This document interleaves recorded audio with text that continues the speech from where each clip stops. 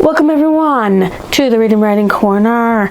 This is Leanne, and I'm here to bring you another non-spoiler review / spoiler review. If this is your first time here, welcome, pull up a seat, let's chat. If it's not, well, thank you for coming back. This is Angels and Demons by Dan Brown. This is a book we're going to be talking about. This is part of a series called Robert Langdon, if you can believe it. And it is, I think, a 5-book series. 1, 2, 4, 5. Yeah, 5-book series. So, as you can see, my cover in the book is actually a little torn up. Because when I bought this book, it was thrifted.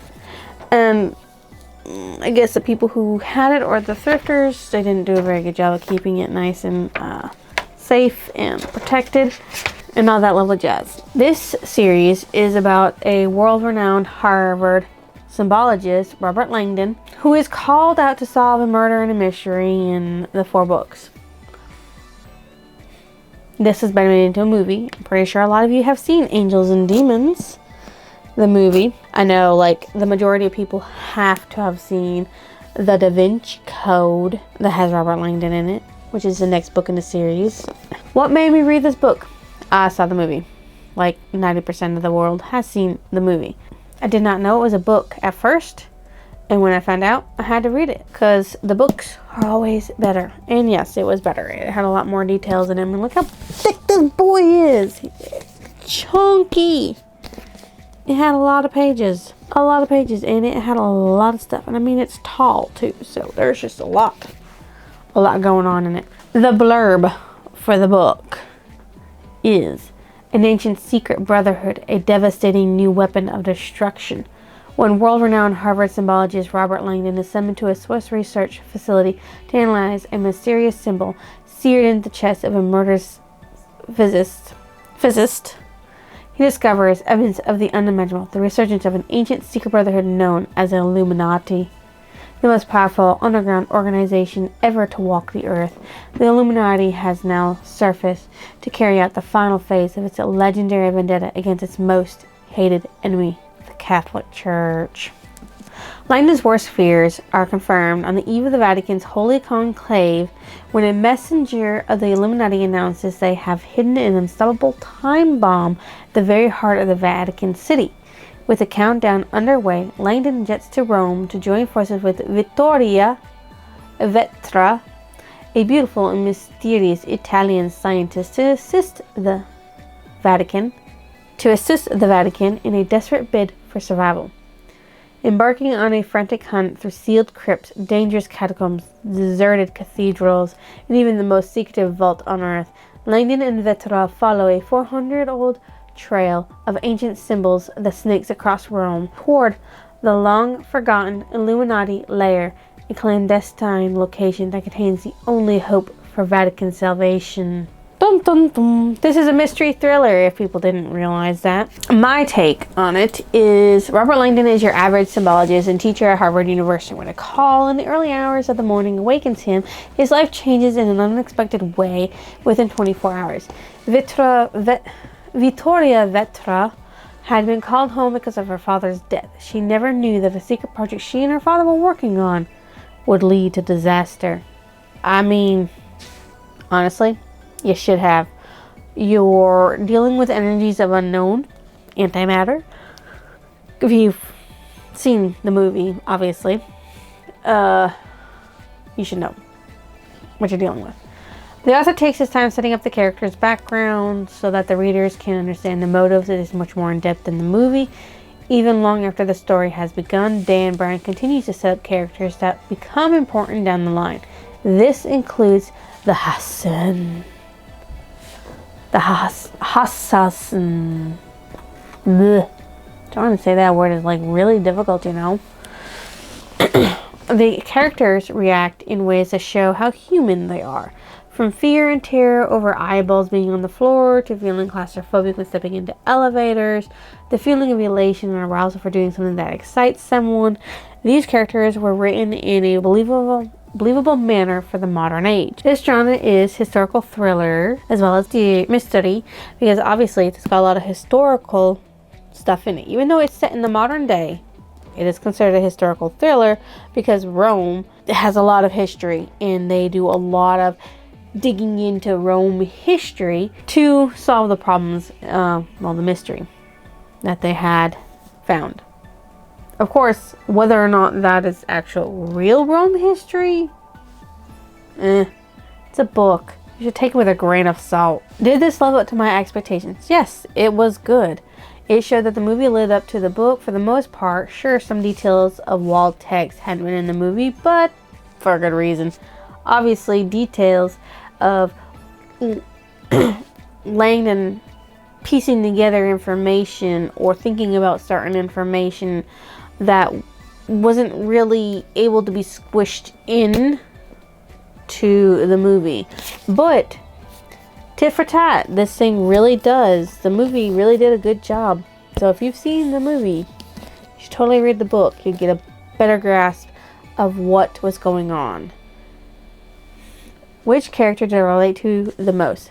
Victoria. I like how they spelled her name. Instead of it Victoria, like V-I-C-T, it's V-I-T-T. For the fact that her father died and she grieved for him.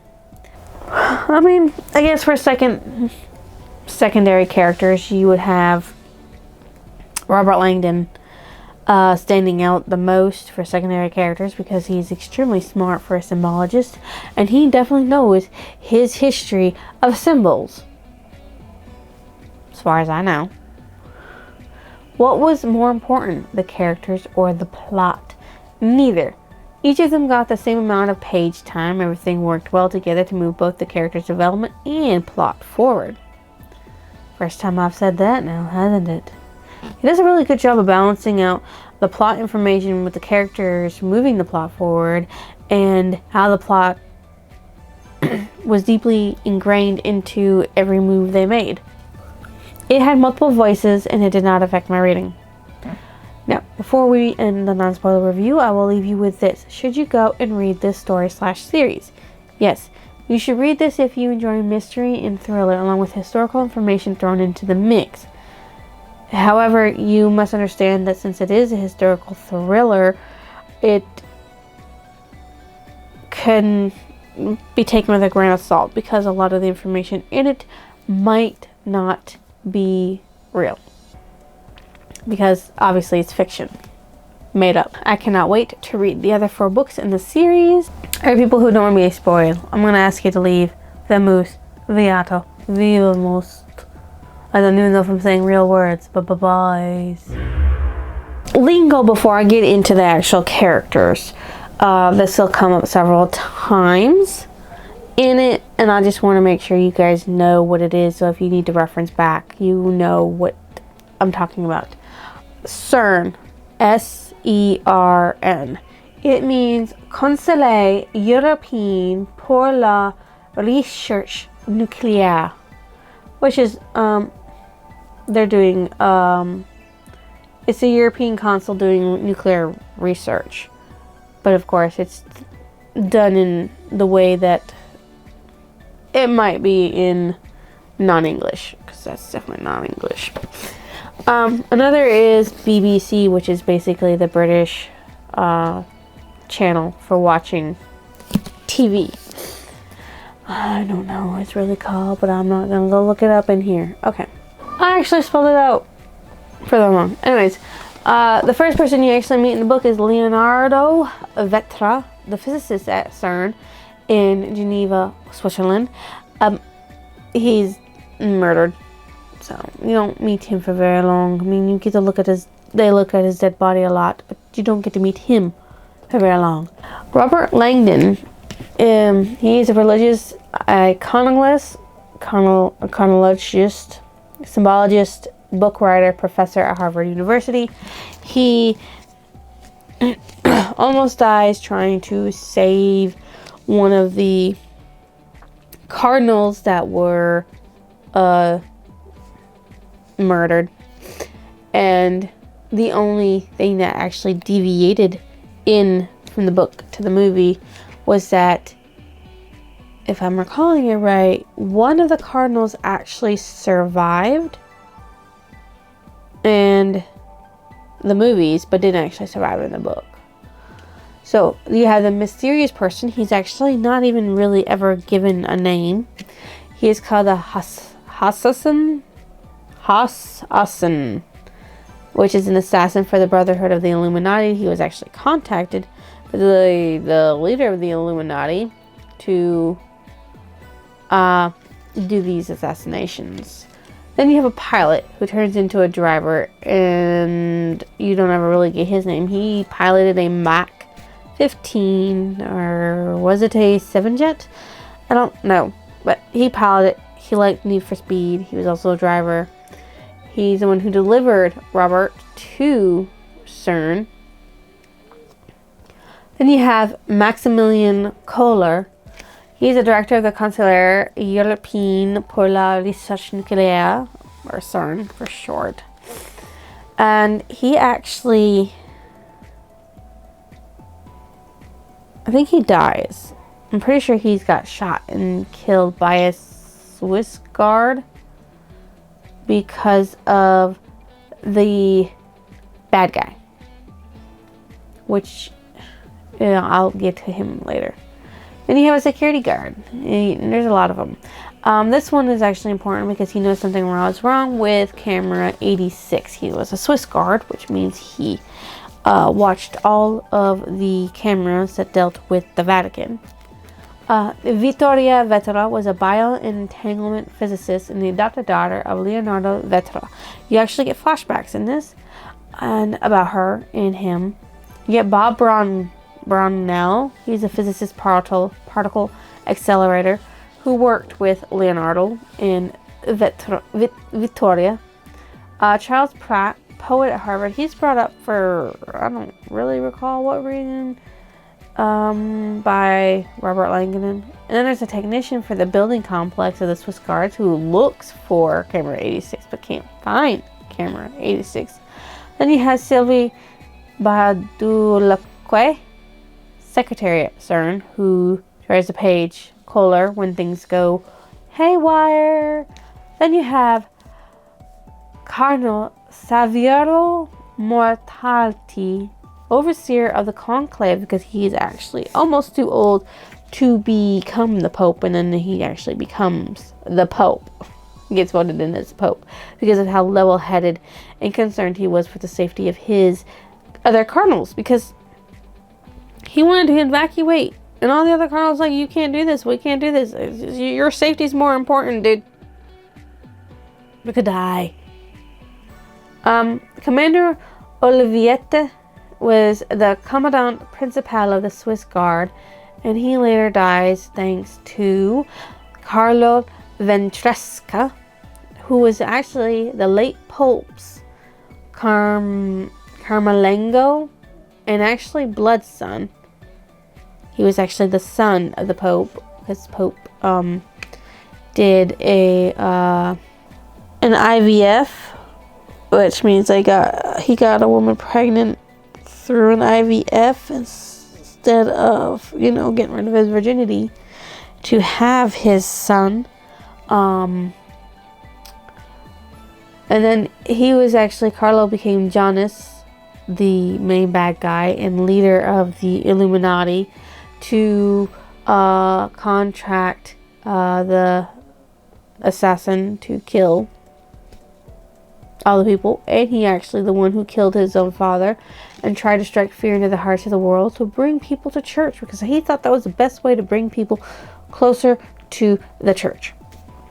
Then you have a BBC content editor who was not given a name. She got the phone call and passed on a reporter's information about the Vatican for news coverage, and kind of blew the whole top about what was going on and causing mass hysteria and panic. Then you got Gunther Glick, the BBC journalist, who recorded all the news coverage that happened and followed, and tried to follow Robert Langdon around Rome to find out what he was doing, to find all the four cardinals that were kidnapped.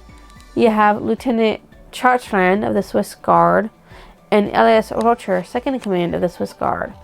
I'm sure one of those two are actually the one who killed Kohler by accident and killed Commander Oliviet. So the several POVs within this story are, as in order, Leonardo Vetra, Robert Langdon, De Sasson, Vittoria Vetra, Sylvie Baradloque, Carlos Xavier Mortati, Gunther Klick, Carlo Ventresca, Maximilian Kohler, Elias Rocha, and Lieutenant Chartland. Oh, yeah, there you go. My favorite character was Robert Langdon because his mind is an interesting place that seems to be able to connect things that seem unrelated to each other. And reading it, you get a lot more of that in the reading than you do actually watching the movie. My most disliked character was Carlo Ventresca because he thought the Pope had sinned and needed to bring the Church and Vatican away from science. He killed his own father without knowing it and then hired an assassin to kill many more people under a false pretense. Shame on you. Shame. It was told in chronological order except for the several flashbacks spread throughout the story. The flashbacks were for four people: Vittoria, Robert, Maximilian Kohler, and Carlo, to explain some stuff. These flashbacks fit in well at the spots they were placed and did not seem to read like random. Vittoria's flashbacks dealt with questions about God and her place in the world, along with meeting Leonardo Vetra and how her life changed around when she reached for science.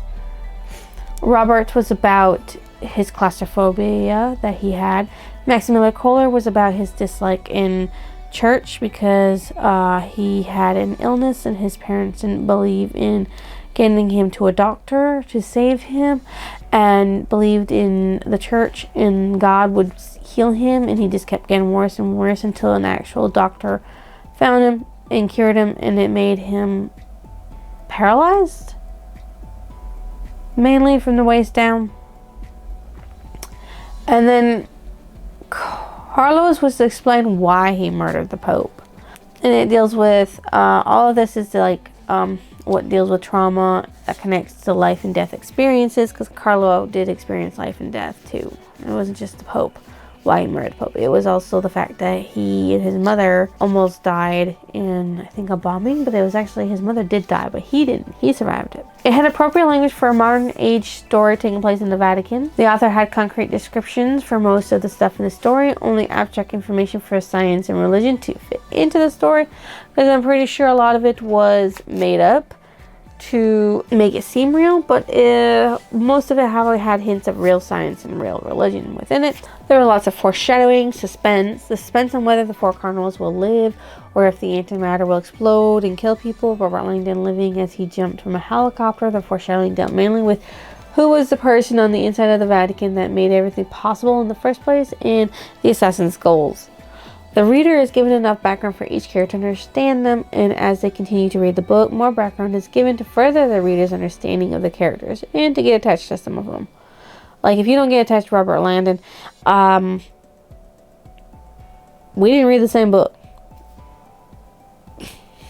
Just saying that. The title of the book meant the struggle between good and evil, angels and demons, God and Satan, religious and science. The cover of the book meant the Vatican City and some random symbols that dealt with what was happening in the story. What stood out as memorable was the lengths people will go to protect that which they believe in and the feeling of doing what is right, even if that involves people dying. My favorite passage from the story is, many years ago, the Pope, when he was still just a priest, had fallen in love with a young nun. Both of them had taken vows of celibacy and never even considered breaking their covenant with God. Still, as they fell deeper in love, although they could resist the temptations of the flesh, they both found themselves longing for something they never expected to participate in God's ultimate miracle of creation, a child. Their child. The yearning, especially in her, became overwhelming. Still, God came first. A year later, when the frustration had reached almost unbearable proportions, She came to him in a whirl of excitement.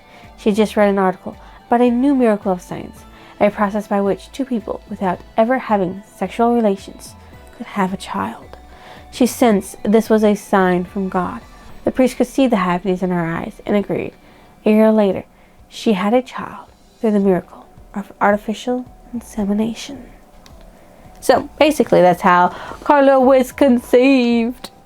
And it shows that even though she had to leave the church and raise her son outside of the church, she still was a nun. And in her heart she was still celibate, and she still did as God intended for her. And she still got to have a kid and enjoys the miracles of birth. My favorite quote: "I'm not going anywhere. It's 5 o'clock in the morning." Landon being awoken by a phone call too early in the morning and slamming the phone down so he could go back to sleep. The one time he acted unprofessional. I can relate. When my alarm clock goes off, it's 5 o'clock in the morning and it's too early, but I have to get up. What I thought about the ending of the book was that justice was served by God, but not by the police system. Even if Carlo Ventresca took the matter into his own hands instead of just allowing God to deal with him in his own way, Carlo Ventresca, at the time of his death, had the highest position in the Vatican. He was a pope, even if for only a few minutes before he lit himself on fire for the sins he had committed. Thou shalt not murder thy father. What book did it remind me of? It reminded me of Grim Reaper End of Days for the modern age it took place, and the religious tone spread out through the book. Because yes, it does have religious tones in it because of Dante's Inferno, dealing with the 7 or 9 levels of hell. This book, as you know, is part of a series called the Robert Langdon series. It is a set of 5 books dealing with historical thriller and mystery. And so far, as I know, religious undertones in this one. I rate this a 5. It's a 5. It was a beautiful book and I loved it, and I was so excited to read it and continue reading it, and I couldn't put it down sometimes. I couldn't put you down sometimes when I had to, when I needed to. Just some books you can't put down. If you think I deserve a like, comment, or even your lovely description, drop it down below. I will see you next illusion.